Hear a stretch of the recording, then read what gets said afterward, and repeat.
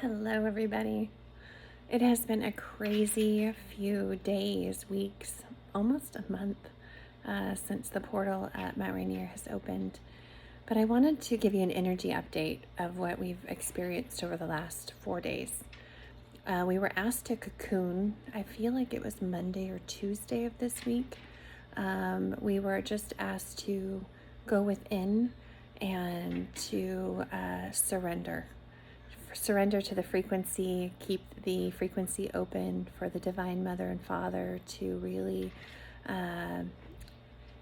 alchemize and utilize our energy. And so we have been placed in places and spaces that we were divinely led to be. Every day has been a little bit different. In the mornings, in our barefoot sunrise, we are receiving in DNA codes today and yesterday, starting about, there's time frames. 144 was a big one that Mother Gaia was asking us to give back to her. So we did a grounding, cleansing, clearing, and then really just sending love to the Mother to help support the lower vibrations that are happening, and just to give additional support to her. And that's what we were asked to do through singing, chanting, our moon water. There were so many things, alms, all of our Reiki atonements came through. We were asked to lay on a sunbed. And so for hours, the first day, we absorbed the central sun at its highest peak. And so from like 11:11 until 2:20, it seemed, 2:22, we were very synchronicity with numbers this week. We laid in the sun, and our whole front side needed the first few hours, and then we were asked to flip over and receive the sun from the back side and absorb in these beautiful energies. And then once we did that, we were then taken into the Akasha and the Akashic records. And we utilized all of the DNA codes and genetic codes and all of the transmissions and transmutations that have been received over the last week of energy, leading from the 8th until the 13th, really. And then we were asked to cocoon, to rest and to heal, but to stay grounded and flowing within the frequency of Feargiveness. And what we ate, drank, read, did, had to all be focused and within frequency. So all of our juices came into play. Though we drink them every day, they were very, very distinct sips, and the way that we drank them and colors that we drank first to last. But it showed that these are divine recipes, and that within these 3 or 4 drinks, there's over 80 nutrients that your body is receiving every single day from the Mother. And knowing that now, and we didn't know why we were so divinely led to make these juices every single day or every single month and drink them every day for the last 2 years. It's showing us now that this is a way that we can really stay within frequency while absorbing the nutrients needed to alchemize. When we were sent into the Akasha, we were sent in to release, move, and clear any of the codes that we had been working through over the last few weeks. And that is with the help of every grid worker, every light worker, everyone who's sending love, all the work and the ascension work that's being done, the self-love, the self-forgiveness, the feargiveness, all of the work and frequencies that you're putting into elevating your own energy levels have made this all possible. So the Akashic records are now based on what we have cleared: wound trauma, war, lineage healing, wounds of authority figures, and protective genetic codes, light codes, color codes for children and our inner childs.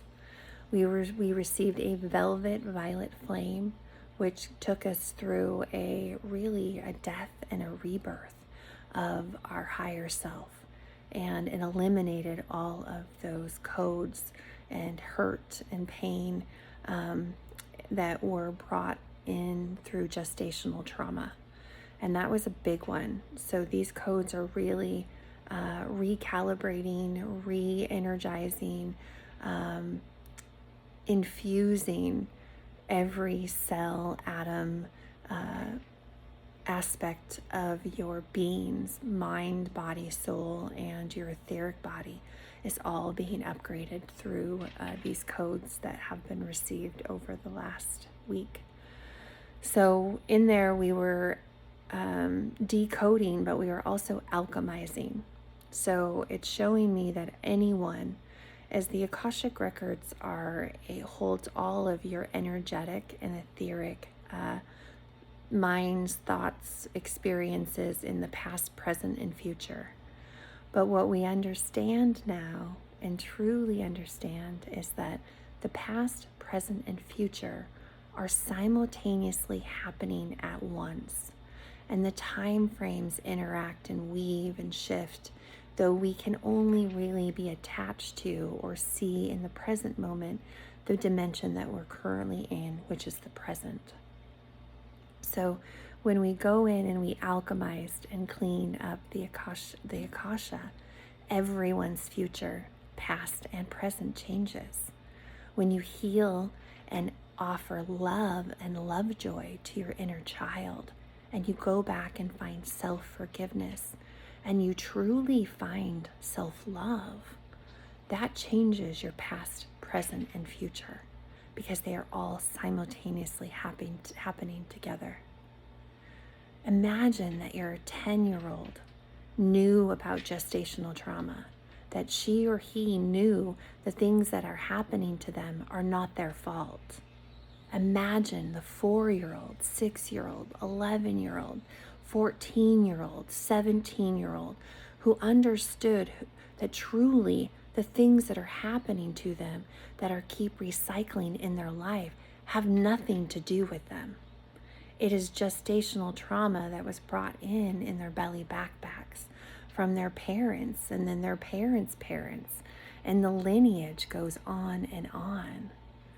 You think about your grandparents and your grandfathers and the wars that they have gone through in the last 3 to 4 centuries, and the hurt and pain of loss, and loss of limbs, of loss of life, of loss of families torn apart, children who never saw their parents. That is gestational trauma that has flown down and flowed down the lineage of our lines and our ancestries for decades. But it's our turn. This isn't about shame or blame, because no one wins with shame or blame. It's not our parents' fault that they gave us this gestational trauma. They too are a product of it. But once we know, we can't unsee what we have now seen.